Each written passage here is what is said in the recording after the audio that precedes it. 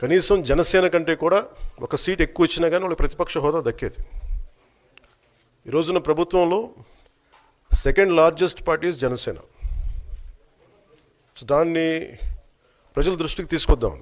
YCP నాయకులు వాళ్ళు చేస్తుంది ఏంటంటే మాకు ప్రతిపక్ష హోదా ఇస్తే తప్ప మేము అసెంబ్లీలో అడుగు పెట్టాం, లేదంటే ప్రసంగాలను అడ్డుకుంటాం అని. ఇది సరైన మెసేజ్ బయటికి వెళ్దాం.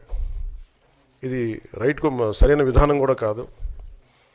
ఇది ప్రజలందరికీ తెలియజేయాలనుకున్నాం. ఇది ప్రతిపక్ష హోదా ఏ పరిస్థితిలో వస్తుందంటే మీకు రూలింగ్ పార్టీ కంటే కూడా అత్యధికంగా ఇంకొక సీట్లు వాళ్ళకంటే మీరు వస్తే దాని తర్వాత స్థానం మీకు వస్తే ఖచ్చితంగా ప్రతిపక్ష హోదా వాళ్ళకే ఉంటుంది.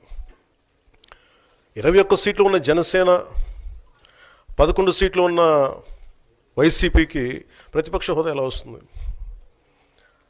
మేము వస్తే తప్ప మేము అసెంబ్లీకి రాము, ఇలా గవర్నర్ ప్రసంగాలను అడ్డుకుంటాం అనేది ఇది సరైనది కాదు. ఇది ప్రజలందరికీ కూడా